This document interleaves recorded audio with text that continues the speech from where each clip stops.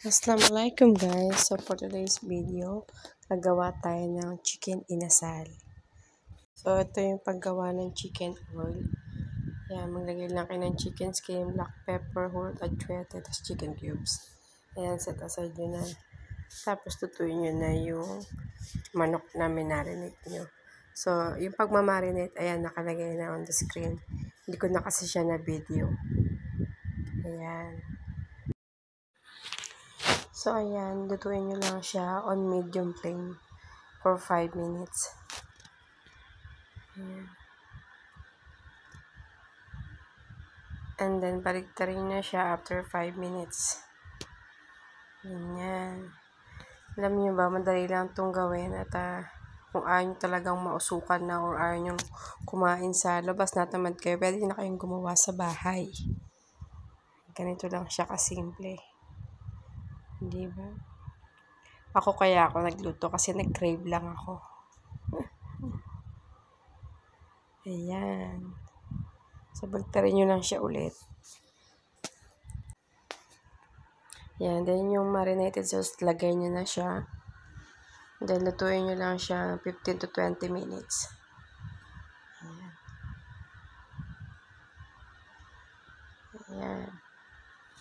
So, kapag kumukulo na siya, bagtarin nyo lang ulit yung manok. Ayan. So, para both sides, malambot yung karne.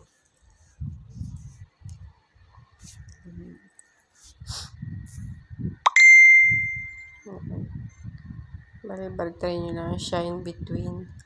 So, para mas maluto siya ng maigi.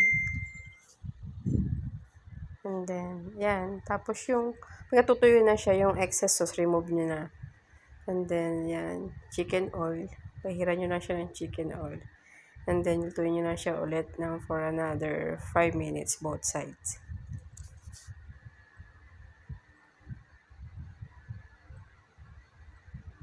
Ayan. Ang bango-bango nito, guys. Na sarap. Amoy pa lang niya, masarap na. Ayan.